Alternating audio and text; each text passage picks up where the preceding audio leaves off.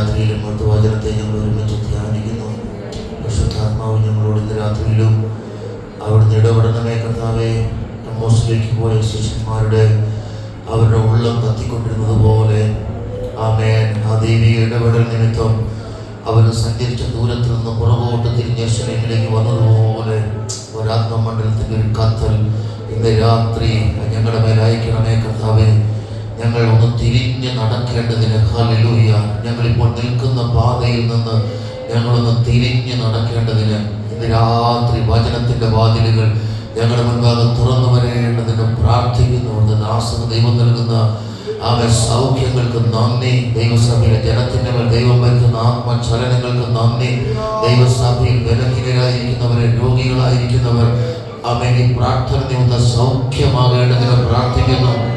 ബലഹീനരെ താങ്ങുന്ന മഹത്വം, രോഗികളെ സൗഖ്യമാക്കുന്ന വചനത്തിന്റെ ശക്തി ഇന്ന് രാത്രി യേശുവിന്റെ നാമത്തിൽ ഈ സഭയ്ക്കകത്ത്, കുടുംബങ്ങൾക്കകത്ത് പ്രായമായവരിന്, യൗവനക്കാരിന് ദൈവത്തിന്റെ മഹത്വം ഇന്ന് രാത്രി വ്യാപരിക്കേണ്ട കർത്താവേ.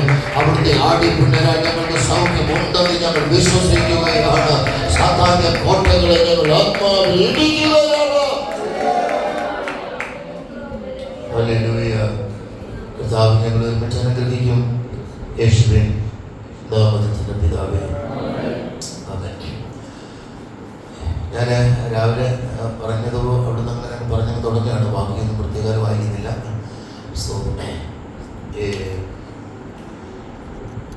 രക്ഷിക്കപ്പെട്ട് ദൈവകൃപയിലോട്ട് ഇങ്ങനെ കയറി വന്ന സഭ അവരുടെ ആത്മീക ഓട്ടത്തിന്റെ വേഗത ഇങ്ങനെ കുറയുന്നത് ലേഖനം പഠിക്കുന്നവർക്ക് മനസ്സിലാവും. രാമൻ പറഞ്ഞത് ആമേൻ. അവരുടെ ആത്മീക ജീവിതത്തിന്റെ ഓട്ടത്തിന്റെ വേഗത ആമേൻ കുറയുന്നത്. ഒരു സഭയുടെ അല്ലെങ്കിൽ ഒരു വ്യക്തിയുടെ ആത്മീക ജീവിതത്തിന്റെ ഓട്ടത്തിന്റെ ഗതി അവൻ ട്യൂൺ ചെയ്യുന്നത് പരിശുദ്ധാത്മാവാണ്. ഒരാമൻ പറഞ്ഞാണ് ആമേൻ. അത് ട്യൂൺ ചെയ്യുന്നത് പരിശുദ്ധാത്മാവാണ്. പരിശുദ്ധാത്മാവ് ഒരുവനിൽ എങ്ങനെ ഇടപെടുന്നു അതിനനുസരിച്ച് അവൻ ആത്മാവിൽ ഇങ്ങനെ ചലിച്ചുകൊണ്ടേയിരിക്കും. യേശുവിന്റെ നാമത്തിൽ പഠിക്കുകയാണ്. അവൻ ആത്മമണ്ഡലത്തിനകത്ത് കത്തി നിൽക്കുന്ന ഒരുവനെ സ്തോത്രം ജീവിതത്തിന്റെ ഒരു തലങ്ങൾക്കും സ്പർശിക്കാൻ പറ്റത്തില്ല. മനസ്സിലാകുന്നവർക്കായി സ്തോത്രം. ആത്മാവിൽ ബലപ്പെട്ടു നിൽക്കുന്നവനെ അവന്റെ ദർശനത്തിൽ നിന്ന്, അവന്റെ ഓട്ടത്തിൽ നിന്ന് സ്തോത്രം ഓട്ടത്തിന്റെ വേഗതയെ കുറയ്ക്കാൻ ഒരു കാരണങ്ങൾക്കും കഴിയത്തില്ല. ഹല്ലേലൂയ. സ്തോത്രം സ്തോത്രം. അതുകൊണ്ടാണ് പൗലോസിന്റെ 1-2 പദപ്രയോഗങ്ങൾ, എന്നാൽ നാം ചോദിക്കുന്നതിലും നിലയ്ക്കുന്നതിലും അത്യന്തം പരമായി ചെയ്യാൻ നമ്മിൽ വ്യാപരിക്കുന്ന ശക്തിയാൽ കഴിയുന്നവരാണ്. ആമേൻ. ആരുടെ മേലാണ്? നമ്മിൽ വ്യാപരിക്കുന്ന ശക്തിയാൽ കഴിയുന്നത്. മറ്റൊരു പദപ്രയോഗമാണ്, എന്നെ ശക്തനാക്കുന്നവൻ മുഖാന്തരം ഞാൻ സകലത്തിലും. ഹല്ലേലൂയ. ഹല്ലേലൂയ. അപ്പം ഈ ആത്മമണ്ഡലത്തിൽ ജീവിക്കുന്നവന്റെ ഓട്ടത്തിന്റെ സ്പീഡിനെ കുറയ്ക്കുന്നത് നമ്മൾ അധിവസിക്കുന്ന മണ്ണിന്റെ സ്വാധീനം. ഒരു നല്ല ആമേൻ പറയണം. ഒന്നുകൂടെ പറഞ്ഞാൽ, ഈ ലോകത്തിന്റെ ഒരു വ്യാപാരം ഒരാത്മീകന്റെ ഓട്ടത്തിന്റെ വേഗതയെ കുറയ്ക്കും. അതെങ്ങനെ കുറയ്ക്കാം എന്ന് മാത്രമാണ് പിശാച് ചിന്തിക്കുന്നത്. സ്തോത്രം. ഒരാത്മീകന്റെ ഓട്ടത്തിന്റെ വേഗത എങ്ങനെ കുറയ്ക്കാം എന്ന് മാത്രമാണ് പിശാച് ചിന്തിക്കുന്നത്. എന്റെ കൂടെ നിങ്ങൾ ആത്മാവിൽ വരണം. യേശുവിന്റെ നാമത്തിൽ കേൾക്കുന്നുണ്ടോ? സ്തോത്രം സ്തോത്രം സ്തോത്രം. ഒരാത്മീയൻ ത്യജിക്കണമെന്ന് ആഗ്രഹിക്കുന്ന ഒത്തിരി കാര്യങ്ങളുണ്ട്. ദൈവം ആഗ്രഹിക്കുന്നു. നിങ്ങൾ വേണ്ടതില്ല. ഒരാത്മീയൻ ത്യജിക്കണം എന്ന് ചിന്തിക്കുന്ന ഒത്തിരി കാര്യങ്ങളുണ്ട്. പൗലോസ് പറയുന്നത്, ഈ ക്രിസ്തുവിന്റെ പരിജ്ഞാനത്തിന്റെ ശ്രേഷ്ഠത നിമിത്തം ഞാൻ ലാഭമായിരിക്കുന്നതൊക്കെ ക്രിസ്തു നിമിത്തം ഛേദമെന്നുണ്ടെന്നു. ഞാൻ കർത്താവിനെ കൂടുതൽ അറിയും തോറും സ്തോത്രം എനിക്ക് ത്യജിക്കേണ്ട ഒത്തിരി കാര്യങ്ങളുടെ ലിസ്റ്റ് എന്റെ മുന്നിലോട്ട് വരുന്നുണ്ട്. ഞാൻ കർത്താവിനെയും കർത്താവിന്റെ സാന്നിധ്യത്തെയും കൂടുതൽ അറിയും തോറും ഞാൻ ഇനിയും ത്യജിക്കേണ്ട പല സംഗതികളും ഉണ്ടെന്ന് പരിശുദ്ധാത്മാവിനോട് സംസാരിക്കുന്നുണ്ട്. എന്നോട് ചേർന്ന് പറയണം, യേശുവിന്റെ നാമത്തിൽ എന്റെ ആത്മീക ജീവിതത്തിന്റെ ഓട്ടത്തെ സ്വാധീനിക്കാൻ അതിന്റെ സ്പീഡിനെ കുറയ്ക്കുന്ന നിലയിൽ എന്നെ സ്വാധീനിക്കുന്ന സ്വാധീനങ്ങളെ ഞാൻ ആത്മാവിലൊന്ന് ത്യജിച്ചിട്ട് വേണം എനിക്ക് ആത്മാവിനെ എഴുതാൻ. അതുകൊണ്ടാണ് അദ്ദേഹം പറഞ്ഞത്, എനിക്ക് ലാഭമാണെന്ന് തോന്നുന്നതൊക്കെ ഞാൻ ക്രിസ്തു നിമിത്തം ഛേദമെന്ന് എണ്ണുന്നത്. അപ്പൊ ഞാനിങ്ങനെ പറയും, ഒരാത്മീയന് പഥ്യമുണ്ട്. അപ്പൊ സത്യത്തിൽ ഇന്ന് ആയുർവേദ ചികിത്സയ്ക്ക് മിക്കവാറും ആൾക്കാർ പോകുന്നില്ല. എന്റെ കാര്യം എന്താണെന്നറിയോ? പഥ്യമുണ്ട്. മനസ്സിലാവുന്നവർക്ക് ആയുർവേദ ചികിത്സയ്ക്കകത്ത് പോയാൽ ചിലത് കഴിക്കാൻ പാടില്ല, ചിലത് കുടിക്കാൻ പാടില്ല. മനസ്സിലാവുന്നു? സ്തോത്രം. അതൊരല്പം ബുദ്ധിമുട്ടുണ്ട്. അഥവാ കഴിക്കാൻ തരുന്ന മരുന്നാണെങ്കിലും അത് കഴിപ്പായി. മനസ്സിലാകുന്നവർക്കായി സ്തോത്രം. അതുകൊണ്ട് ആയുർവേദ ട്രീറ്റ്മെന്റിന് ഈ തലമുറ തയ്യാറല്ല. അവര് നേരെ ഇവിടെയുള്ള അടുത്തുള്ള ഹോസ്പിറ്റലിൽ പോയി ട്രീറ്റ്മെന്റ് തരും. അവിടെ ചെന്നാൽ എന്തും തിന്നാം, എന്തും കുടിക്കാം. ഡോക്ടർ തരുന്നത് വിഴുങ്ങിയാൽ മാത്രം മതി. മനസ്സിലാകുന്നവർക്കായി സ്തോത്രം. യേശുവിന്റെ നാമത്തിൽ ദൈവസഭയ്ക്ക് ഇത് പാടില്ല. ദൈവസഭയ്ക്ക് ഇത് പാടില്ല. സ്തോത്രം. ദൈവസഭ ആത്മമണ്ഡലത്തിൽ ഉയരണമെന്ന് ആഗ്രഹിക്കുന്നെങ്കിൽ സ്തോത്രം നിനക്കൊരു ഭാഗ്യമുണ്ട്. യേശുവിന്റെ നാമത്തിൽ നിനക്കൊരു ഭാഗ്യമുണ്ട്.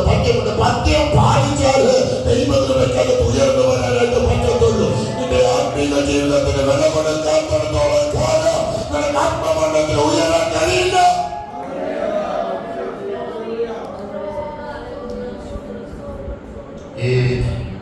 ഈ മനസ്സിലാകാൻ പറയാം കേട്ടോ. മനസ്സിലാകുന്ന ഉദാഹരണമാണ്. പിന്നെ എവിടെയെങ്കിലും മുത്തുകൊള്ളുന്നെങ്കിൽ നമ്മളത് മാനസാന്തരപ്പെട്ടോണ്ടാ മതി. സ്തോത്രം. ഈ നിങ്ങളൊക്കെ ഈ പഴയ ബന്ധുക്കോസുകാരായിരിക്കില്ലേ? ഞാൻ ഈ പഴയ ബന്ധുക്കോസുകാരനാണ്. ഈ അപ്പച്ചൻ അമ്മച്ചിയൊക്കെ അസംബ്ലീസ് ബോർഡിൽ വിശ്വാസത്തിൽ വന്നു. എൻ്റെ പപ്പ അസംബ്ലീസ് ബോർഡിൽ സൺഡേ സ്കൂൾ പഠിച്ചതാണ്. അപ്പോൾ ഈ ഞങ്ങളുടെയൊക്കെ വീട്ടിലെ ഈ ഒരു ആത്മീക ശിക്ഷണം ഉണ്ടായിരുന്നു. എന്നാ ഉണ്ടായിരുന്നു? ഒരാത്മീക ശിക്ഷണം ഉണ്ടായിരുന്നു. ഈ പള്ളിയിൽ പായിൽ ഇരുന്ന പുറകോട്ട് തിരിഞ്ഞു നോക്കാൻ അപ്പ സമ്മതിക്കുന്നില്ല കേട്ടോ. പള്ളിയിൽ ആരാധനയ്ക്ക് ഇരുന്ന ഈ പഴയ ആരാധന എന്ന് പറയുന്നത് 3.5 മണിക്കൂർ 4 മണിക്കൂറാണ്. പുറകോട്ട് തിരിഞ്ഞു നോക്കാൻ പോലും അനുവാദമില്ല. പുറകോട്ടങ്ങനെ തിരിഞ്ഞു നോക്കി അപ്പം കണ്ട ശരിയാ. ഇടയ്ക്ക് എഴുന്നേറ്റ് പോകാൻ പാടില്ല. കേൾക്കുന്നുണ്ടോ? ഇന്നിങ്ങനെ പ്ലേ സ്കൂള് പോലെ നമ്മുടെ പള്ളിക്ക് സ്തോത്രം. പോട്ടെ. 23 കിലോമീറ്റർ ബസ്സിൽ യാത്ര ചെയ്തിട്ടാണ് 25 വർഷം ഞങ്ങൾ പള്ളിയിൽ പോയത്.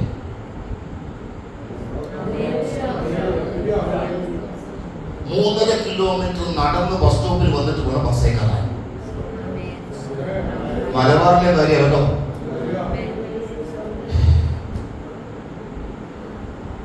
എട്ടേകാലിന്റെ ബസ്സിൽ കയറി 23 കിലോമീറ്റർ യാത്ര ചെയ്യുന്ന 1.5 മണിക്കൂർ എടുക്കും. ഇന്നത്തെ പോലെ ബസ് അധികം സ്പീഡിൽ ഓടത്തില്ല. റോഡ് ചെറുത്. ഓരോരുത്തരുടെ വീട്ടിന്റെ മുന്നിൽ നിർത്തി ആളെ കയറ്റണം. ഇതെല്ലാം കഴിഞ്ഞ് ബസ് ഞങ്ങളുടെ പള്ളിക്ക് ചെല്ലുമ്പോൾ 1.5 മണിക്കൂർ. രാവിലെ 7 മണിക്കൊക്കെ ഒരുങ്ങി 3.5 കിലോമീറ്റർ യാത്ര കഴിഞ്ഞ് ബസ് സ്റ്റോപ്പിൽ ചെന്ന് നിൽക്കുമ്പോൾ ചില ദിവസം ഈ ബസ് നിർത്തുന്നില്ല. തിങ്കളാഴ്ച ഇറങ്ങി എൻ്റെ അപ്പം വണ്ടി തടഞ്ഞിട്ട് പറഞ്ഞു, നാണെന്നാണ് ഡ്രൈവർ. നാണുവേട്ടോ സ്തോത്രം. ഞാൻ ഒരു ദിവസം കൈ കാണിച്ച് നിർത്തിയില്ലെങ്കിൽ എനിക്ക് കുഴപ്പമില്ല. ഞായറാഴ്ച ഞാൻ കൈ കാണിക്കുമ്പോൾ ബസ് നിർത്തണം. ഞങ്ങൾക്ക് പള്ളിയിൽ പോകണം. കേൾക്കുന്നുണ്ടോ? സ്തോത്രം. ഈ വേദിക്കകത്തൊക്കെ നിൽക്കുമ്പോ വീട്ടിനകത്തൊന്ന് പ്രാപിച്ചൊരു ദൈവഗ്രഹം. അതുകൊണ്ട് പ്രസംഗിക്കുമ്പോൾ ചില ആവേശം കൂടുതലുണ്ടാക്കും. അത് വീട്ടിൽ കിട്ടിയ ആത്മാവിന്റെ ജ്വലനമാണ്. മനസ്സിലാകുന്നവർക്ക് ഞാൻ ദൈവത്തിന് സ്തോത്രം ചെയ്യുകയാണ്. അവൻ പത്യമുള്ള വീട്ടിൽ ജനിച്ചത് കൊണ്ട്, ആത്മാവുള്ള വീട്ടിൽ ജനിച്ചത് കൊണ്ട്, ദൈവകൃപയുള്ള വീട്ടിൽ ജനിച്ചത് കൊണ്ട് ഇന്ന് ഞാനിവിടെ പ്രസന്നനായത്.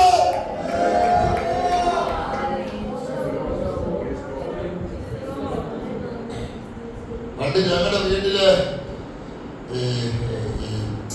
റേഡിയോയെ ഉണ്ടായിരുന്നു.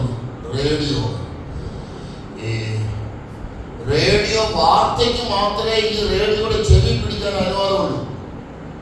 കേൾക്കുന്നുണ്ടോ? ഈ ഉച്ചയ്ക്ക് 12:50 മുതൽ 1 മണി വരെ ഒരു ഡൽഹി വാർത്ത ഉണ്ടായിരുന്നു പണ്ട്. ഈ 12:50 തുടങ്ങിയ ഡൽഹി വാർത്ത 1 മണിക്ക് തീരും. 1 മണി മുതൽ 2 മണി വരെ റേഡിയോ ഒരു ചലച്ചിത്രകാരമാണ്. കേൾക്കുന്നുണ്ടോ?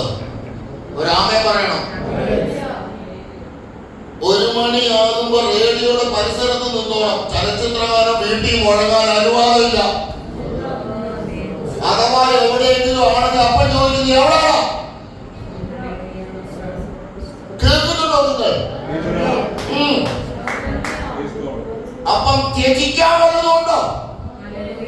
ഒന്നും മിണ്ട.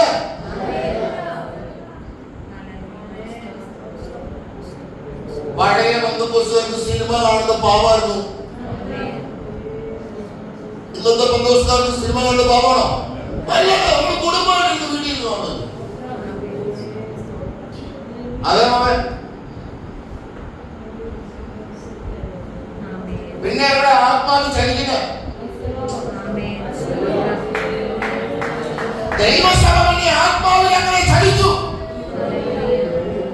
ദൈവസഭ കുടുംബങ്ങൾ ആത്മാവിനെ ചലിച്ച് അടുത്തൊരു തലമുറ എഴുന്നേൽക്കണമെങ്കിൽ അവൻ കാലഘട്ടത്തെ ജയിക്കണം. യേശുവിന്റെ നാമത്തിൽ ജയമെടുക്കുകയോ അങ്ങനെ ഹൃദയങ്ങളെ സ്വാധീനിച്ചിരിക്കുന്ന ഈ ലോകത്തിന്റെ സ്വാധീനങ്ങള് ഇന്ന് രാത്രി യേശുവിന്റെ നാമത്തിൽ ആ പൈശാചിക വ്യാപാരങ്ങള് ഞങ്ങൾ ആത്മാവിൽ വെട്ടിക്കളയുകയാണ്.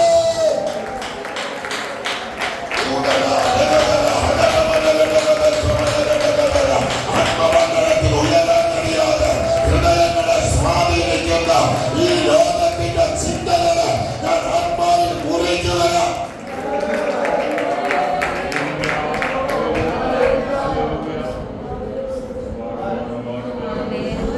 ഇത് കാണുമ്പോ നമ്മള് പറയും, ഓ ഞങ്ങളത് കണ്ടതേ ഉള്ളൂ, ഇതൊന്നും എന്നെ ചെയ്തിട്ടില്ല, ഓ ഞങ്ങൾ കുറച്ചു നേരം ഇത് കണ്ടതേ ഉള്ളത്. ബൈബിളിനകത്ത് കൃത്യമായിട്ട് എഴുതി വെച്ചിട്ട് മോഹം ഗർഭം ധരിച്ച ഒരാമേ പറ. എവിടെ തോന്നണ്ടേ അവിടെ തന്നെ പശുദ്ധമാ തോന്നുന്നു. രാമേ പറയണം. മോഹം ഗർഭം ധരിച്ച പാവത്തെ പിന്നെ അതങ്ങോട്ട് മുഴുത്തിട്ടും മരണത്തെ മോഹം വരുന്ന കണ്ണിനൂടെ രാമേ പറയണം. യേശുവിന്റെ നാമത്തിൽ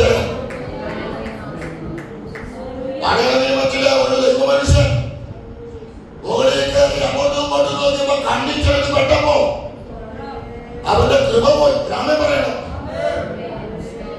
ഞാൻ ദാവീദിന്റെ കാര്യം പറയുന്നത് എന്റെ കൂടെ വന്നാലും നിങ്ങൾ സ്തോത്രം. കൃപ പോയവനോട് ദൈവത്തിന്റെ കരുണ പ്രവാചകനെ അയച്ചു മടങ്ങി വരാൻ പറഞ്ഞു. അവന്റെ ഏറ്റുപറച്ചിൽ നിങ്ങൾ കേൾക്കണം. കർത്താവേ, നിന്റെ ദൈവത്തിനേക്കാൾ എന്നോട് കൃപയുണ്ടാകണം. നിന്റെ കരുണയുടെ ബഹുത്വ പ്രകാരം എന്റെ ലംഘനങ്ങളെ മായ്ച്ചു കളയണം. എന്നെ നന്നായി കഴുകി എന്റെ അകൃത്യം പോക്കണം. എന്റെ പാപം നീക്കി എന്നെ വെടിപ്പാക്കണം. കൃപ നഷ്ടപ്പെട്ടവന്റെ പ്രാർത്ഥനയായിരുന്നു. എനിക്ക് അദ്ദേഹം പ്രാർത്ഥിക്കുന്ന 2-3 പ്രാർത്ഥനാ വാചകം എന്നെ വല്ലാതെ ഇടയ്ക്ക് കുലുക്കും. അദ്ദേഹം പറഞ്ഞതറിയോ? ആ രക്ഷയുടെ സന്തോഷം എനിക്ക് തിരികെ തരണം. ഞാൻ പള്ളിക്കാർക്ക് വരുമെങ്കിലും എനിക്ക് ആത്മസന്തോഷമില്ല. ഞാൻ പാടുന്നുണ്ട്, ഞാൻ പ്രാർത്ഥിക്കുന്നുണ്ട്, പറ്റുന്നത് പോലെ അന്യഭാഷയിൽ പറയുന്നുണ്ട്, പക്ഷെ എന്റെ ഉള്ളത്തിൽ ഒരു ആത്മസന്തോഷമില്ല. ഇന്ന് രാത്രി നഷ്ടപ്പെട്ടു പോയ ആത്മസന്തോഷത്തെ അവനെ അനുഗമിച്ച് പ്രാർത്ഥിച്ച് മടക്കി പിടിച്ച് ആത്മാവ് ദൂത് പറയുകയാണ്.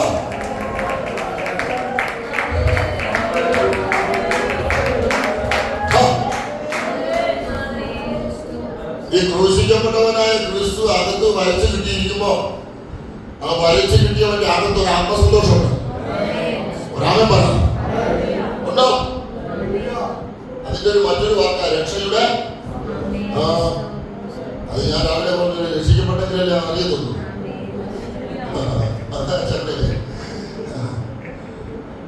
എന്താണെന്നറിയത്തില്ല, ഒരു മൂടില്ല. നമ്മുടെ പിള്ളേർ പറയും നിന്റെ മൂട് വേറെ ഉടക്കി കിടക്കുന്നുണ്ടോ മൂടില്ലാത്ത. ആ കെട്ടൊന്ന് പൊട്ടിയാൽ ദൈവസ്ഥാനത്ത് വരുമ്പോൾ നിനക്ക് മൂട് വരും. എന്റെ കൂടെ കയറി വന്നിട്ട് നിങ്ങൾ ആത്മമണ്ഡലത്തെ അവൻ അതിന്റെ ഉന്നതിയിലേക്ക് വിടാതെ നിന്റെ മേൽ വെളിപ്പെടേണ്ട ദൈവകൃപയുടെ അതിന്റെ ആഴം വെളിപ്പെടാതെ നമ്മളെ എവിടെയോ ബന്ധിച്ചിരിക്കുന്ന ബന്ധനത്തോടാണ് ഇന്ന് രാത്രി നമ്മൾ ആത്മാവിൽ യുദ്ധം ചെയ്യുന്നത്. ആ യുദ്ധം ചെയ്യുമ്പോ 10 സ്തോത്രം ഒരുമിച്ച് പറയാൻ തയ്യാറായ അതിനെ ആഴിച്ചു വിട്ടിട്ട്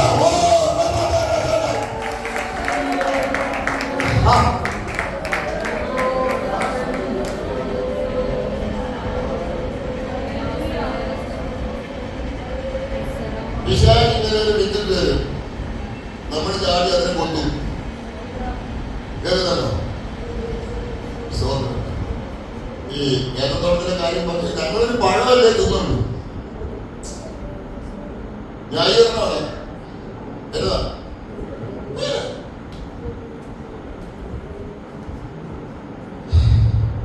തിന്നരുതെന്ന് പറഞ്ഞോ, അതാണ് കാര്യം. പഴത്തിന്റെ വലിപ്പം കൊള്ളിക്കുന്നല്ല, തിന്നരുതെന്ന് പറഞ്ഞോന്നാണ്.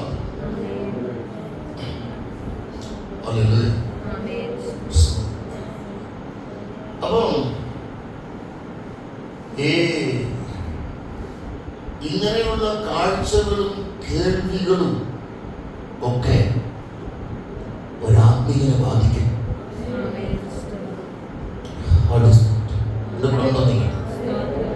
അവൻ ഒരാത്മീയൻ എപ്പോഴും തിരുവചനത്തിനകത്തും ആത്മസാന്നിധ്യത്തിനകത്തും അവനെ ഇടപെടാതെ സ്തോത്രം ചെയ്തു.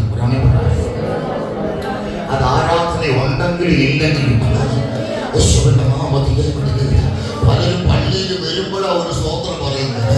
പലരുടെയും വീട്ടിൽ സ്തോത്രം ഇല്ലല്ലോ, മനസ്സിലാക്കുന്നവർക്ക് സ്തോത്രം ചെയ്യുന്നു. അവരുടെ യാത്രയിൽ സ്തോത്രം ഇല്ലല്ലോ. സ്തോത്രം ഞങ്ങളൊക്കെ ഒരു മീറ്റിങ്ങിന് വേണ്ടി വണ്ടി എടുത്തിറങ്ങുമ്പോ തന്നെ ഡ്രൈവ് ചെയ്യത്തുള്ളൂ, പക്ഷെ വായ അവിടുന്ന് ഇവിടം വരെ ചലിച്ചുകൊണ്ടേയിരിക്കും. ഞങ്ങൾ ദൈവത്തോട് അങ്ങോട്ട് സംസാരിച്ചു, ദൈവം ഇങ്ങോട്ട് സംസാരിച്ചു. ഞങ്ങൾ മിണ്ടിയും പറഞ്ഞു വചനത്തിന്റെ പ്രകാശനങ്ങളും ആത്മാവിന്റെ ദൂതകളും ഡ്രൈവിംഗിന്റെ ഇടയിലും ആത്മാവ് കൈമാറുമ്പോ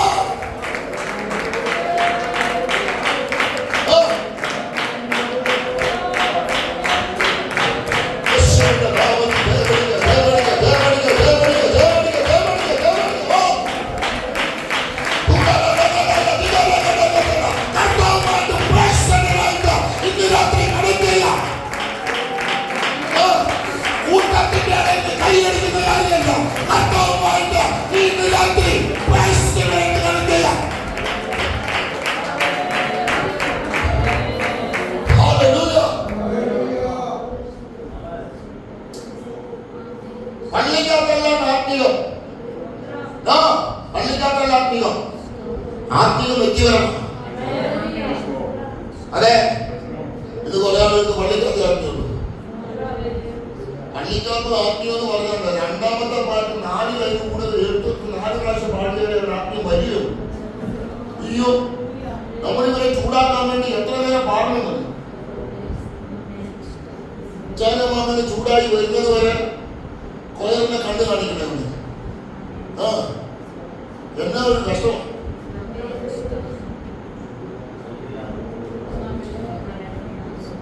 ഞായറാഴ്ച ആരാധനയ്ക്ക് വരുന്ന ശനിയാഴ്ച സന്ധ്യയിലെ സ്തോത്രം ചെയ്ത് തുറക്കണം. അവൻ പിന്നെ ആലയത്തിൽ വന്നാൽ അവന് സ്തോത്രത്തിന് മണ്ണല്ല, അവനൊരു പാട്ട് വേണമെന്നൊന്നുമില്ല. അവൻ ഒന്ന് കണ്ണടച്ചിരിക്കുമ്പോ അവന്റെ ദൈവമതത്വം ഇറങ്ങി വരും. യേശുവിന്റെ നാമത്തില് ഞാൻ ഇന്ന് രാത്രി സഭയ്ക്കകത്തിരുന്ന ഒരു ആത്മീക മന്ദതയെ ഞാൻ ആത്മാവിൽ വേണ്ടി കളയാം. ഒരു സ്പിരിച്വൽ മന്ദത സഭയെ ഒരു വശത്ത്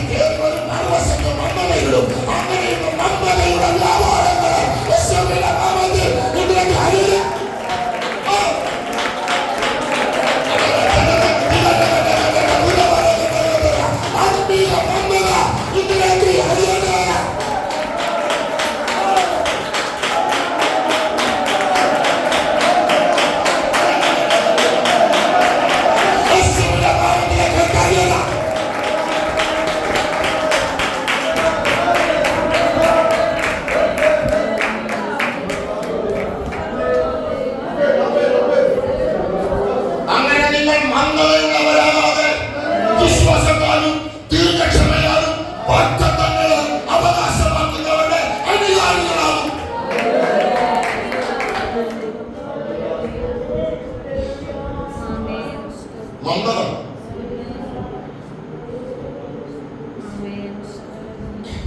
ചിലപ്പോ ഉള്ളിൽ ഇങ്ങനെ ഒരു ജ്വലനം കാണും, പക്ഷേ അവന്റെ ഇതൊരു വെളിപ്പാടാണ്. ഉള്ളിൽ ഒരു ദൈവിക പ്രകാശം കാണും, പക്ഷെ അവന്റെ ശരീരം അവന്റെ ആത്മമനുഷ്യനെ ഒതുക്കാണ്. ഇന്ന് രാത്രി നിന്റെ ആത്മമനുഷ്യനെ അങ്ങോട്ട് എഴുന്നേൽക്കണം. നമ്മുടെ ശരീരത്തെ കീഴ്പ്പെടുത്തണം.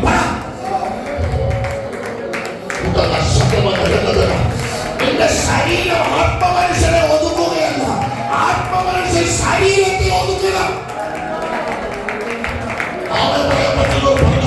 ഒരു വിടുതലൂടെ നടക്കുകയാണ്. ശാരീരിക ക്ലേശങ്ങൾ ആത്മീയ ജീവിതത്തെ ഒതുക്കുമ്പോ, അവരെ വെളിപ്പാടുകളെ ഒതുക്കുമ്പോ, വചനത്തിന്റെ ദൂതുകളെ കെട്ടുമ്പോ, ഇന്ന് രാത്രി യേശുവിന്റെ നാമത്തിൽ ഞാനതിനെ പൊട്ടിക്കുകയാണ്.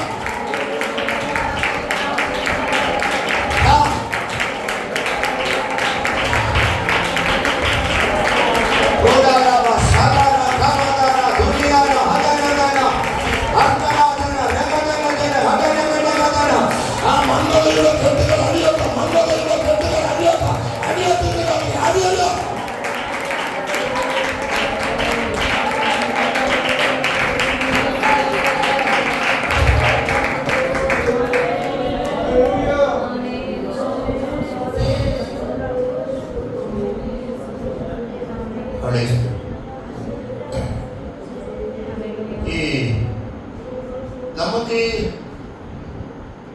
നമ്മുടെ ജീവിതത്തിന്റെ ഓരോ ദിവസങ്ങളും നമ്മുടെ ജീവിതത്തിൽ ഓരോ പ്രകൃതങ്ങളായി.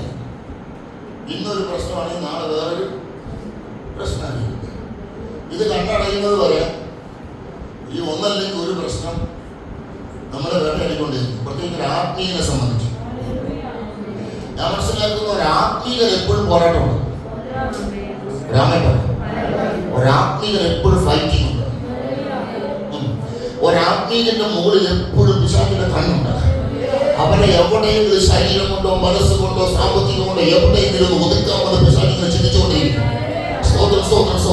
അതിന്റെ നടുവിൽ നമ്മൾ ഇന്ന് രാത്രി പറയണം, അവൻ എന്റെ ജീവിതത്തിൽ സാമ്പത്തികമല്ല, ശാരീരികമല്ല, മാനസികമല്ല, എന്ത് വന്നാലും എന്റെ ആത്മമനുഷ്യനെ ഒതുക്കാൻ നിനക്ക് പറ്റത്തില്ല.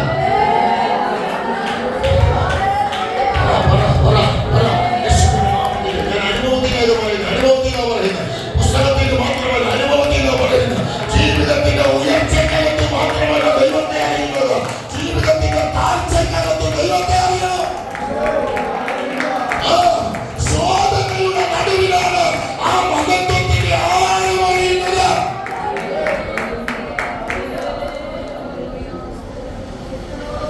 അതാ ഞാൻ ഈ മലബാറിൽ നിന്ന് വന്നിട്ട് ഇവിടെ ആപ്ലിക്കേഷൻ കൊടുത്തിട്ട് 1.5 വർഷം കഴിഞ്ഞിട്ടാണ് എന്നെ ഇവിടെ എടുത്തത്. ആപ്ലിക്കേഷൻ കൊടുത്തിട്ട് 1.5 വർഷം കഴിഞ്ഞിട്ടാണ് എന്നെ ഇവിടെ എടുത്തത്. ഞാൻ എന്റെ പിള്ളേരുടെ കൈ പിടിച്ച് കോവിഡ് കാലത്ത് വന്നതായിരുന്നു. ദിലീപ് സാറിന്റെ കയ്യില് പ്രകാരം തന്നെ NOCയും എന്റെ ഒരു അപേക്ഷ കൂടെ ദിലീപ് സാറിന്റെ കൈ കൊടുത്തു. ദിലീപ് സാർ മടക്കി വേദി വെച്ചു. 2 ആഴ്ച ദിലീപ് സാറ് ദിവസം കിട്ടും.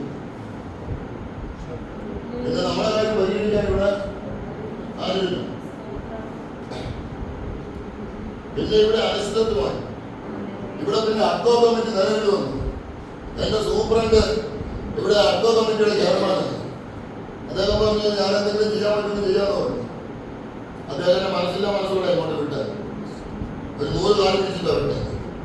എൻ്റെ ഒരു ദർശനമായിരുന്നു. ദൈവത്തിന്റെ ഒരു ദർശനപ്രകാരം ഞാനിവിടെ വന്നത്. ആ ദർശനപ്രകാരം വന്നതുകൊണ്ട് ഇന്ന് രാത്രി ഇവിടെ ഈ വചനം പ്രസംഗിക്കും.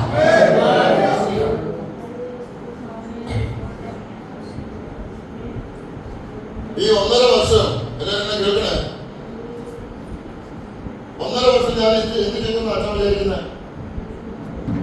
ഒറ്റ മുറി വീട്ടിൽ കൊണ്ടുവന്ന കട്ടില് ജോയിൻ ചെയ്യാതെ ഒറ്റ മുറി വീട്ടിൽ 1.5 വർഷം താമസിക്കുന്ന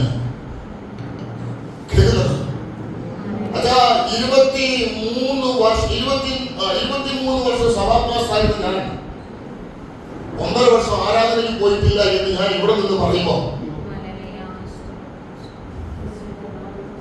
ആ 1.5 വർഷം ഞാൻ ആരാധനയ്ക്ക് പോയിട്ടില്ല എന്ന് പറയുന്നത് തെറ്റാ. 3 ഞായറാഴ്ച പോയി, ഒന്ന് പാസ്റ്റർ പ്രവീയുടെ ചർച്ചയിൽ പോയി, പത്തനംതിട്ട പാസ്റ്റർ മാർട്ടിയോ ചർച്ചയിൽ സൺഡേയിൽ പോയി. അതൊരു നിർബന്ധിച്ചു, നീ ഇങ്ങനെ ഇരുന്നാൽ പറ്റുന്നില്ല.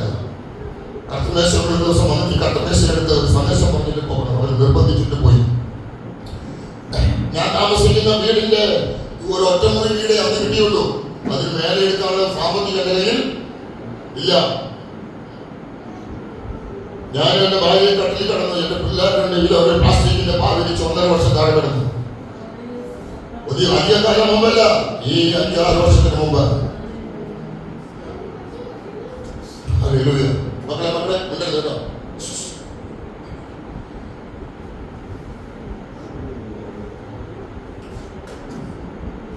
എല്ലാവരും പറഞ്ഞു അവനോട് ഒരു മുടിഞ്ഞുപോയി. പക്ഷെ എന്റെ ഉള്ള മുതലില്ല. എന്നെ പല ഇൻഡിപെൻഡന്റുകാരും മറ്റു പല പ്രസ്ഥാനക്കാരും വിളിച്ചു. ഞാൻ പറഞ്ഞു, ഞാൻ വേറെ ചെയ്യുന്ന അസംബ്ലീസ് കൂടുതൽ ചെയ്യുന്നുണ്ട്. അതെന്താ എന്റെ കാര്യം അറിയോ? എന്റെ വെളുപ്പിന് വരെ അസംബ്ലീസ് കൊണ്ട് രക്ഷിക്കപ്പെട്ടെന്ന് ആൾക്കാരാണ്. അസംബ്ലീസ് കൊണ്ട് ബ്ലഡാണെന്ന് വിചാരിച്ചല്ല, യേശുവിന്റെ രക്തം. പക്ഷെ അതിന്റെ പിന്നിൽ ഒരു കാര്യമുണ്ട്. എന്റെ കാര്യം എന്താണെന്നറിയോ? എന്റെ അമ്മച്ചി അവര് വീട്ടില് അപ്പനും അമ്മയും 8 മക്കളായിരുന്നു. എന്റെ അമ്മച്ചിയുടെ വീട്ടിൽ, പപ്പയുടെ അമ്മച്ചിയുടെ വീട്ടില്. പണ്ടെന്തോ ഒരു പകർച്ചവ്യാധി വന്നിട്ട് അപ്പനും അമ്മയും ഈ 7 മക്കളും 6 മാസം കൊണ്ട് മരിച്ചു. കേൾക്കുന്നുണ്ടോ? അപ്പനും അമ്മയും 7 മക്കളും ഒരു പകർച്ചവ്യാധി വന്നിട്ട് 6 മാസം കൊണ്ട് മരിച്ചു പോയി. എന്റെ അമ്മച്ചിയെയും 19 വയസ്സുള്ള യുവനക്കാരി ഒരു വർഷത്ത് വന്നിട്ട് പറമ്പിലോട്ട് മാറ്റി കിടത്തി. സ്തോത്രം. അസംബ്ലീസ് ബോർഡിന്റെ ഏതോ ഒരു വിദേശ മിഷണറിയായ ഒരു വെള്ളക്കാരനും പരിഭാഷകനായ ഉപദേശിക്കുന്ന മല വഴി സുവിശേഷം പറഞ്ഞു വന്നപ്പോ ഏതോ ഒരു സഹോദരി പറഞ്ഞു, ഞാൻ വർഷത്തിനകത്ത് ഒരു 19 വയസ്സുകാരി കിടക്കണം, നിങ്ങൾക്ക് തന്നെ പറ്റിയൊരു പ്രാർത്ഥിക്കാൻ. ശരീരമാസത്തിനും വ്രണം പിടിച്ച് അല്പവസ്ത്രം ധരിച്ചു കിടന്ന ഈ 19-കാരിയുടെ ശിരസിൽ കൈവച്ച് വെള്ളക്കാരനായ സായിപ്പ് പ്രാർത്ഥിക്കുമ്പോ ആ സായിപ്പിന്റെ കണ്ണിൽ ശരീരത്തോട് വീണു. വീണ സ്ഥലത്ത് അന്നേരം മുറിവ് കൂടി. ഹല്ലേലൂയ. കണ്ണുനീര് വീണ അതേ സ്ഥലം മുഴുവൻ മുറിവ് കൂടി. പിറ്റേ ആഴ്ച ആ ഓരോ സായിപ്പ് ആരാധനാലയമാക്കി. ഒരാമേ പറയണം. അതുകൊണ്ട് അസംബ്ലീസോട് വിട്ട് ഞാൻ ബോധത്തിലെന്ന് പറഞ്ഞത്. അസംബ്ലീസോട് നിമിത്തമാണ് ഈ ശാപത്തിന്റെ കേട്ട ഈ കുടുംബത്തിൽ കഴിഞ്ഞതാ. കേൾക്കുന്നുണ്ടോ? ചുമ്മാ കാലഘട്ടത്തിൽ ഒരു പണിയില്ലാത്തോണ്ട് പാസ്റ്റർ പ്രിൻസ് പാസ്സായല്ല.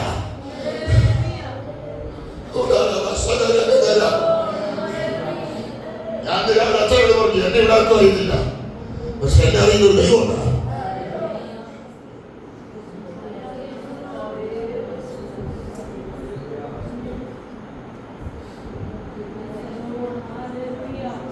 ഈ പ്രസ്ഥാനത്തിനകത്ത് ഇത്രയും കാലം ഞാൻ വേല ചെയ്തു വന്നിട്ട് 1.5 വർഷം ആരാധനയ്ക്ക് പോകാൻ നിവൃത്തിയില്ലാതെ. എന്താ ഞാൻ ആരാധനയ്ക്ക് പോകാനെന്ന് വിചാരിച്ചോ? ഞാൻ ഏതെങ്കിലും ഒരു ചർച്ചോട്ട് കയറി ചെന്ന ആ പള്ളിയിൽ എനിക്ക് 500 രൂപ തരണമല്ലോ. അതെ, ഞാനങ്ങനെ അതൊരു ഭാരമായിട്ട് എനിക്ക് ഇഷ്ടമില്ല. ഞാൻ പല രാജ്യങ്ങളിലൊക്കെ വിദേശ രാജ്യങ്ങളിലൊക്കെ പോകാറുണ്ട്. എന്നെ വിളിക്കുന്ന മീറ്റിങ്ങിൽ പോകാറുണ്ട്. ഇല്ലെങ്കിൽ ഞാൻ മിണ്ടാതെ തിരിച്ചു വീട്ടിൽ പോരുക. കേൾക്കുന്നുണ്ടോ നിങ്ങൾ? സ്തോത്രം. ഞാൻ ഈ 1.5 വർഷം കൊണ്ട് എന്റെ ഈ ബിൽഡിങ്ങിന്റെ മുകളിൽ ഒരു ടെറസുണ്ട്. സ്തോത്രം. ആ ടെറസിൽ വൈകുന്നേരം വെയിൽ ചായുമ്പോ 5:30-6 മണിയാകുമ്പോൾ ഈ ടെറസിന്റെ മണ്ടയിൽ ഞാൻ കയറി പോകും. രാത്രി 11 മണിക്ക് ഞാൻ താഴെ ഇറങ്ങി വരും.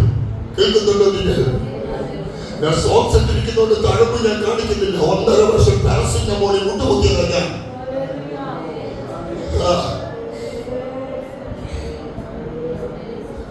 ഞാൻ ദീർഘവർഷങ്ങളിൽ മലബാർ ഡിസ്ട്രിക്റ്റിന്റെ CA പ്രസിഡന്റ് ആയിരുന്നു. ഡിസ്ട്രിക്റ്റിന്റെ സെക്ഷൻ ചുമതലകൾ ഞാൻ വഹിച്ചിട്ടുണ്ട്. സ്തോത്രം.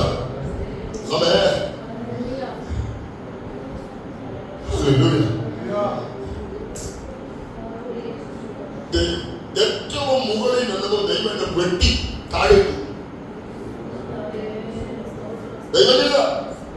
വിശാല പോരാടിയൊന്നുമല്ല. ആത്മീയനെ ദൈവം എങ്ങനെ നടത്തണമെന്ന് ദൈവത്തിന് അറിയില്ല. ഞാൻ വന്ന വഴി ദൈവഹിതമാണെന്ന് തന്നെയാണ് ഞാൻ വിശ്വസിക്കുന്നത്. അതുകൊണ്ട് 1.5 വർഷം അവൻ കോൺക്രീറ്റിന്റെ മുകളിൽ മുട്ടുമടങ്ങിയപ്പോ പാസ്റ്റർ തോമസ് എന്നെ വിളിച്ചിട്ട് പറഞ്ഞു പുല്ലൂരിട്ട് പറഞ്ഞ ഇന്റർവ്യൂ ആണെന്ന്.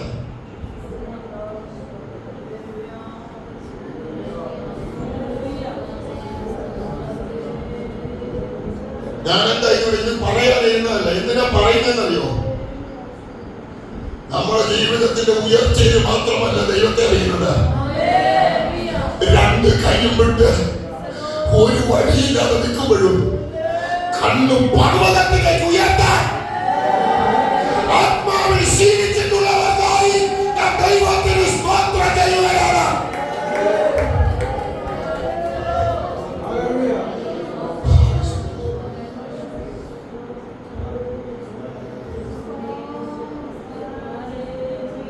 പ്രിൻസിന്റെ മേലുള്ള ആത്മമനുഷ്യൻ ഇങ്ങനെയൊക്കെയാ ഡെവലപ്പ് ആകുന്നത് കേട്ടോ.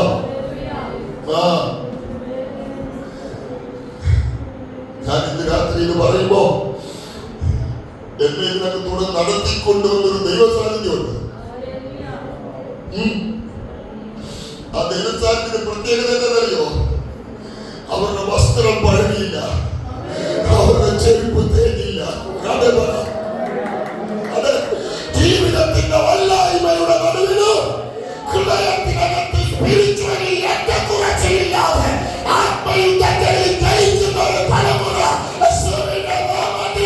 ഇതിനകത്ത്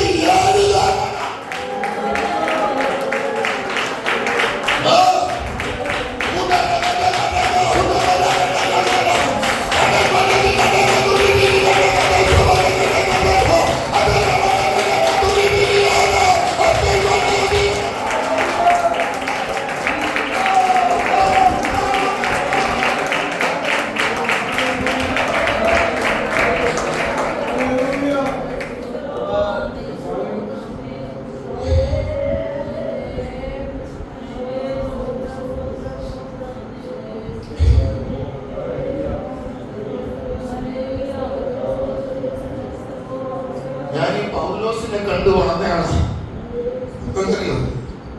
അദ്ദേഹം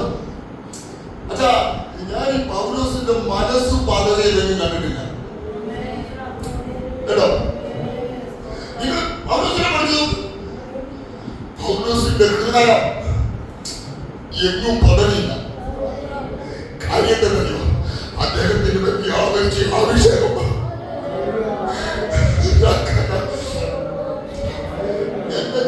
ഒരു പ്രാവശ്യം മാത്രം എന്നദ്ദേഹം പറയുന്നുള്ളൂ. അദ്ദേഹം കർത്താവിന്റെ കൃപ തരാൻ പോലെ അവൻ പറ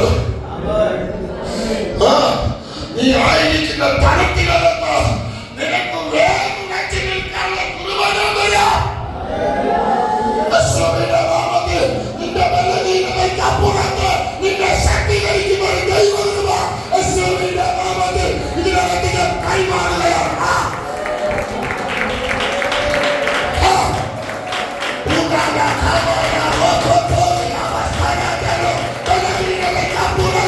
നിന്നെ എഴുന്നേൽപ്പിക്കുന്ന ദൈവശക്തി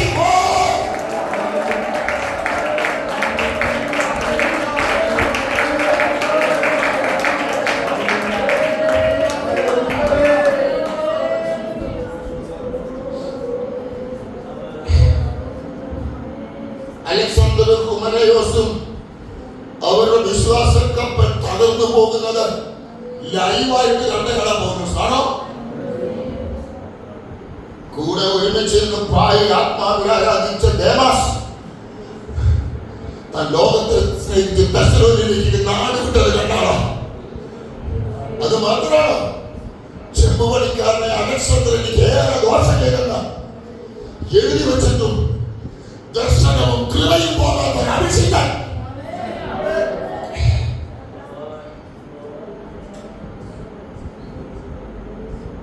അതാ ഞാൻ പറഞ്ഞത്, ക്രൂശിക്കപ്പെട്ടവനായി ക്രിസ്തു നിങ്ങളുടെ അകത്ത് വരച്ചിട്ടിരിക്കുക. എന്നെ കൂടെ പറയണം, ഈ സഭയ്ക്ക് സ്പിരിച്വൽ ഡെലിവറൻസ് നടക്കുന്ന സമയം. വേറെ ഡെലിവറൻസ് ഒന്നുമില്ല, സ്പിരിച്വൽ ഡെലിവറൻസ്.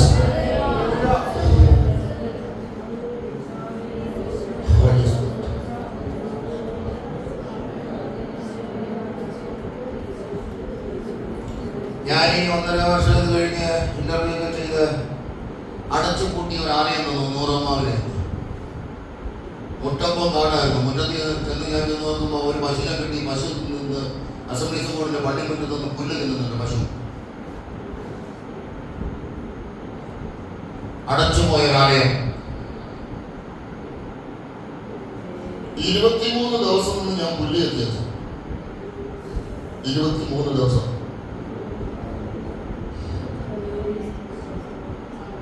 ഇത് പണ്ട് അന്ധകാലത്തല്ല, ഈ 4-5 കൊല്ലം മുമ്പ്. രാമേ പറഞ്ഞു.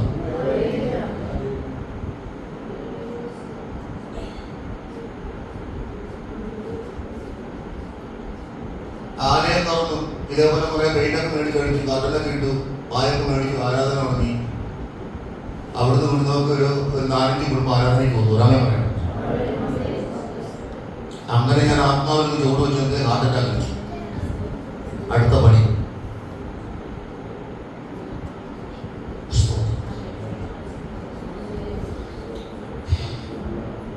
ഇതിന്റെ എന്തിനൊക്കെ പറയുന്നതല്ലോ.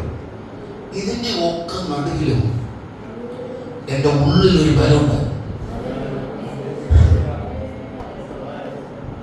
അതേത് ബലം അറിയും? എന്റെ ദൈവം തൊട്ടൊരു ബലം.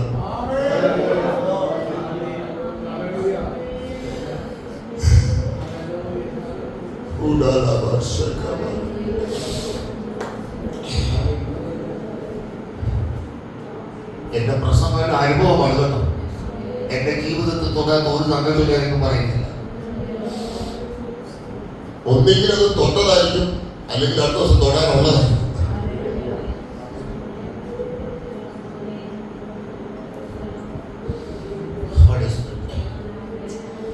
അപ്പോ നമ്മുടെ ആത്മീക മനുഷ്യനെതിരെ തിരമാലകൾ, കൊടുങ്കാറ്റുകൾ, പേമാരികൾ ഒക്കെ ഉണ്ട്. അതിന്റെ നടുവിൽ പിടിച്ചു നിൽക്കുന്നവരാണ് ആത്മീയ. നല്ല അവൻ പറയണം യേശുവിന്റെ നാമത്തിൽ. അവിടെയാണ് നമ്മുടെ ആത്മീയരെ പരിശോധിക്കുന്ന സ്ഥലം. സ്തോത്രം. അബ്രഹാമിനെ മോറിയ മലയിലോട്ട് അയച്ചിട്ട് പരിശോധിച്ചത് നിങ്ങൾ കണ്ടോ? കണ്ടോ? ഒരു ആത്മീയരെ പരിശോധിക്കുന്ന രീതി കണ്ടോ? മോറിയ മലയിലോട്ട് അയച്ചിട്ട്. ഞാനോടൊന്ന് പ്രസംഗിച്ചിട്ട് അബ്രഹാമിന്റെ കാര്യം പ്രസംഗിച്ചിട്ട് ഒരു KSRTC ബസ്സിൽ കയറി ഞാൻ എന്റെ ഭാര്യയെ കൂടെ തിരിച്ചു വരിക. എന്റെ മൂത്ത കുഞ്ഞ് കൈക്കുഞ്ഞ, അവൻ ഞങ്ങളുടെ മടിയിൽ ഇങ്ങനെ മൂത്ത് കിടക്കുക. ആ പ്രസംഗം കഴിഞ്ഞ് KSRTC ബസ്സിൽ കയറി ഇങ്ങനെ വരുമ്പോ എന്റെ വൈഫ് എന്നോട് ചോദിച്ചാൽ നമ്മുടെ കുഞ്ഞിനെ കണ്ടാൽ ചോദിച്ചാൽ നമ്മളെല്ലാം പറയും. ഞാൻ പറഞ്ഞു എനിക്ക് തന്ന കുഞ്ഞിനെ ദൈവം പറയാ നീ എനിക്ക് അർപ്പിക്കണം എന്ന് പറഞ്ഞ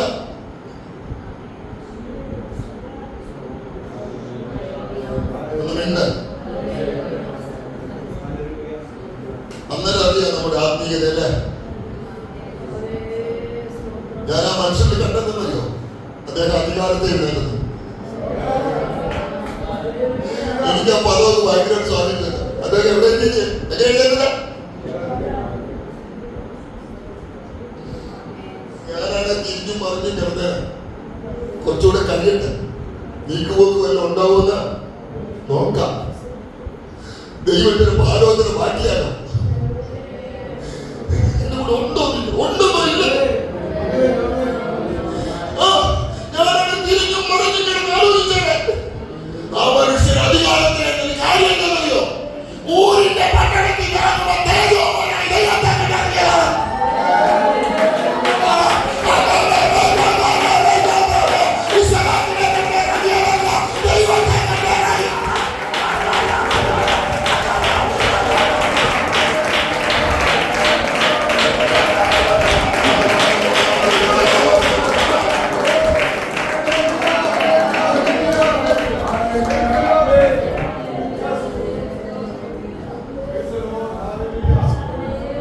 ദൈവത്തെ കണ്ടാൽ ഇസ്ഹാക്ക് വരുന്നല്ലേ?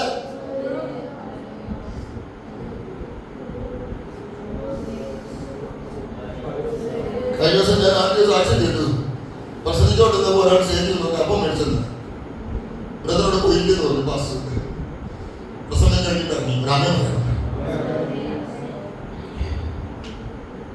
അപ്പം മേടിച്ചെന്ന് പറഞ്ഞപ്പോ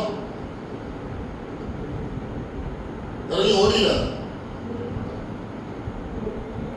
ഇന്നത്തെ തലമുറ വിമർശിക്കുകയായിരിക്കും. ഗ്രാമം പറയാം. ആത്മാവിന് വചനം പറഞ്ഞുകൊണ്ടിരുന്നപ്പോ ഒരു ന്യൂസ് വന്നു. അപ്പൻ അതിന്റെ സ്റ്റേജിൽ ഇറങ്ങിയില്ല.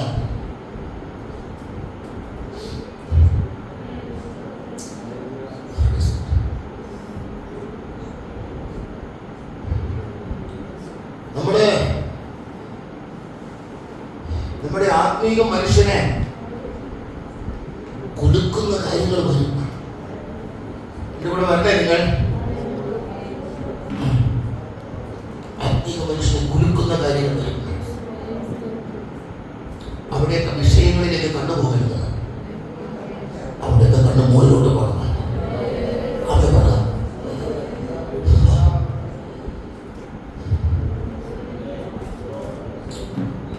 അങ്ങോട്ട് പോകുമ്പോ ഈ കൊച്ചൊരു ചോദ്യം ചോദിച്ചു. അപ്പൊ ത്യാഗത്തിനുള്ള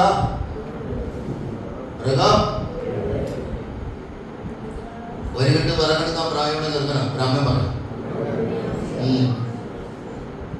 പക്ഷന്മാരെ പുസ്തകം പറയുന്ന പോലെ ആരാധന എന്താന്ന് പറയാം, എങ്ങനെയാന്ന് പറയാം. അതുകൊണ്ടാണ് പുള്ളി ചോദിച്ച കത്തിയും തീയും എല്ലാം ഉണ്ട്. നമ്മുടെ ഇടയിൽ ഇപ്പം മൃഗം മാത്രമേ കുറവുള്ളൂ എന്ന് ചിന്തിക്കാനുള്ള ബോധം കൊച്ചിനുണ്ട്. അപ്പം എനിക്ക് എന്നത്തെ ദൂത് പറയാനുണ്ട്. അപ്പൻ എങ്ങനെ ആരാധിക്കുന്നത് മോൻ അറിയാമല്ലേ?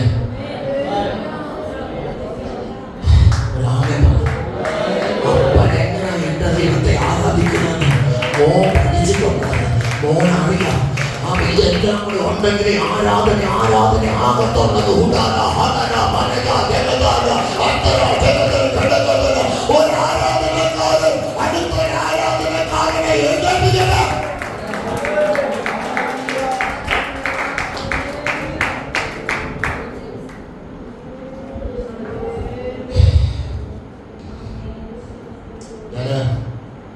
ചിന്തിച്ച് ഞങ്ങൾ അപ്പുറത്ത് കുറച്ച് കാര്യങ്ങളിലൂടെ പോയി. ഞാൻ മടങ്ങി വരാം. എന്നെ പരിശുദ്ധാത്മാവിനെ ജയിലിൽ നിന്നൊക്കെ പോവാം. അപ്പോ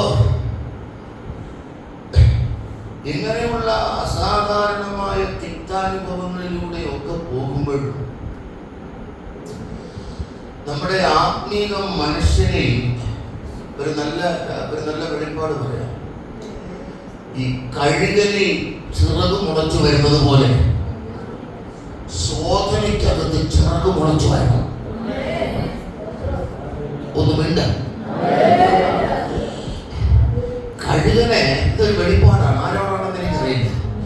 കഴുകൻ കുറച്ചു നാളൊക്കെ പാറയുടെ ഇടയിൽ ഇരിക്കുന്നു. സ്തോത്രം ചെയ്യുന്നു. കുറച്ചു നാളൊക്കെ പാറയുടെ ഇടയിലൊക്കെ ഇരിക്കും കഴുകൻ. പക്ഷെ കഴുകനെ എല്ലാ കാലത്തും പാറയുടെ ഇടയിൽ ഇരുത്തത്തില്ല. അതിന്റെ കാര്യം എന്താണെന്ന് വെച്ചാൽ ചിറക് മുളയ്ക്കുന്നുണ്ട്. ഓ പിന്നെ നിങ്ങൾ യേശുവിന്റെ നാമത്തില് കഴുകൻ എല്ലാ കാലത്തും പാറയുടെ പിളർപ്പ് ഇരിക്കത്തില്ല. അവന് ചിറക് മുളയ്ക്കുന്നുണ്ട്. അവന് ചിറക് വന്ന് അവൻ തൂവലുകൾ വന്ന് മുളച്ച് അവൻ കുറച്ചു ദിവസം കഴിയുമ്പോ അവൻ പറന്നു പൊങ്ങിയിരിക്കും. മനസ്സിലാകുന്നവർക്കായി സ്തോത്രം ചെയ്യുന്നു. ഞാനതിനെ ഇങ്ങനെ വ്യാഖ്യാനിക്കുകയാണ്. നിന്റെ ശോധനയ്ക്ക് ഒരു ആതിരുദൈവം വെച്ചിട്ടുണ്ട്. അവൻ നിന്റെ ശോധനയ്ക്ക് ഒരു അതിര് വെച്ചിട്ടുണ്ട്. അവിടെ നിന്ന് പറന്നു പോകാൻ സമയമായെന്ന് ആത്മാവിന്റെ രാത്രി സംസാരിക്കുന്നു. ആ ശോധനയുടെ കഴിയ സമയമായെന്ന് ഇന്ന് രാത്രി ആത്മാവില്ല വരുകയാണ്.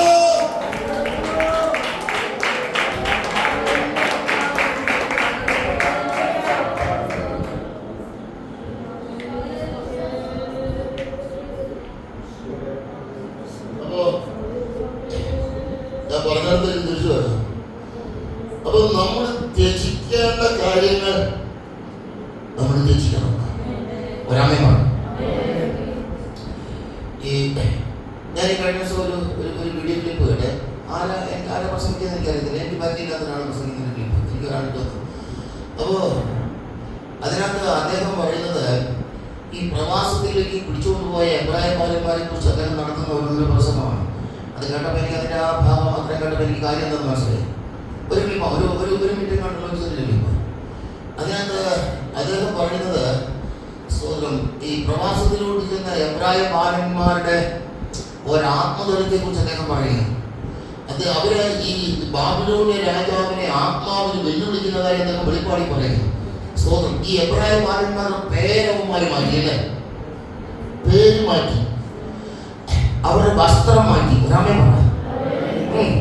സ്തോത്രം. അവർക്ക് രാജാവ് കൊടുക്കുന്ന ഭോജനം കൊടുത്ത് വീഴ്ത്താൻ നോക്കി, സ്തോത്രം സ്തോത്രം.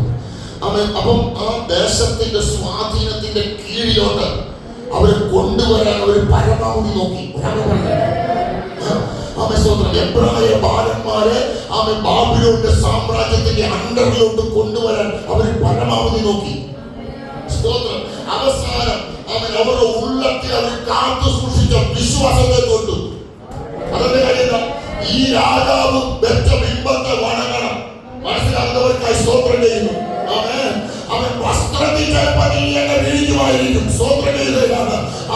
എന്റെ പേര് ചിലപ്പോൾ നിനക്ക് മാറ്റാൻ പറ്റുമായിരിക്കും. പക്ഷെ എന്റെ അകത്ത് വീണ വിശ്വാസത്തെ നിന്റെ അകത്തുള്ള വിശ്വാസത്തെ ഈ ബിംബത്തിന് അടിയാളം വെക്കാം. കടമടിക്കാൻ കഴിവുള്ളവർ ആത്മാവിനെ കടമടിച്ചെന്ന് പറയണം. അതല്ല എന്റെ വിശ്വാസത്തെ എടുക്കോ.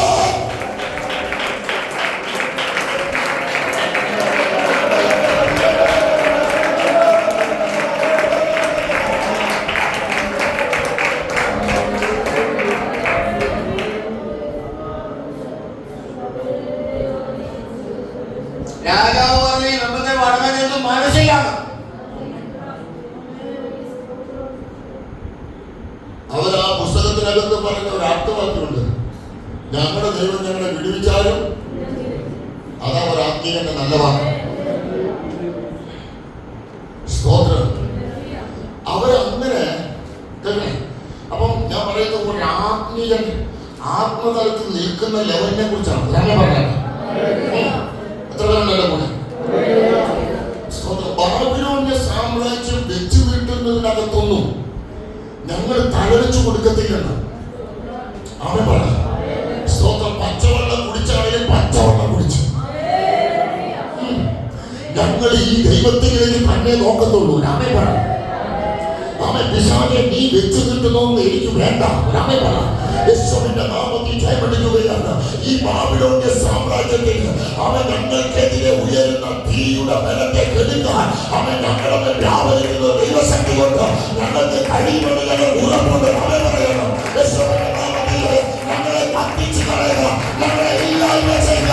ബാബിലോണിയ സാമ്രാജ്യം ഞങ്ങൾക്കെതിരെ തീയുടെ ചൂട് കൂട്ടിയ ആ തീയുടെ ബലത്തെ കെടുത്തുന്ന ഒരു ദൈവശക്തി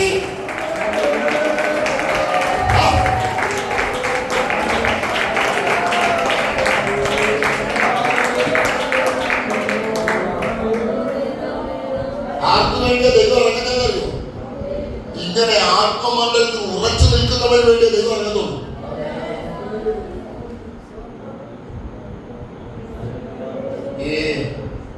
അവരുടെ ചൂട് വർദ്ധിപ്പിക്കുന്നതിനെ കുറിച്ച് എനിക്ക് വചനത്തിന്റെ വെളിപ്പാടുണ്ട്. അതെന്താ പറയൂ? സ്തോത്രം. ഇവന്മാര് അസാധാരണ ദൈവകൃപയുള്ള പിള്ളേരൊക്കെ രാമ പറഞ്ഞു. അതുകൊണ്ടാണ് ആ തീരുമാനത്തിലേക്ക് ഉറച്ചു നിൽക്കുന്നത്. സ്തോത്രം.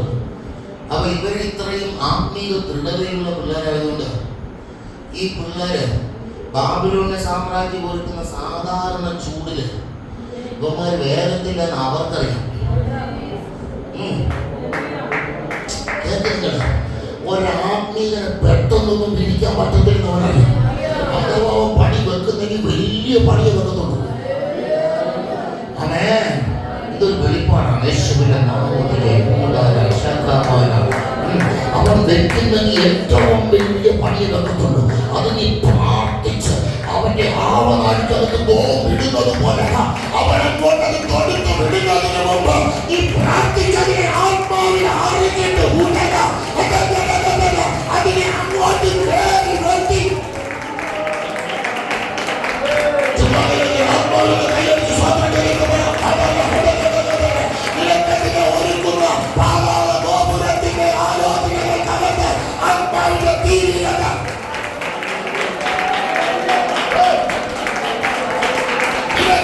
ഒരുക്കുന്ന പൈശാചിക സത്യത്തിനെതിരെ ആത്മാവിന്റെ തീരുക.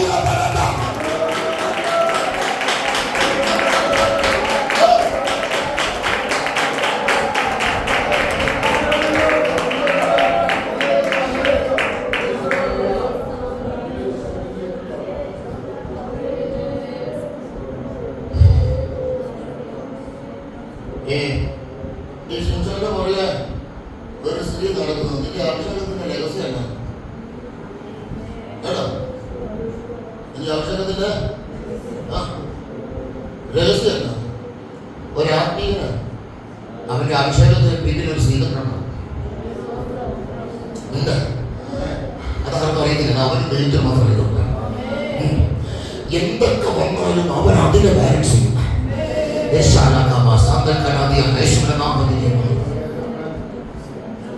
അതവർക്ക് മനസ്സിലാവുന്നില്ല. പിശാചിന് മനസ്സിലാവുന്നില്ല.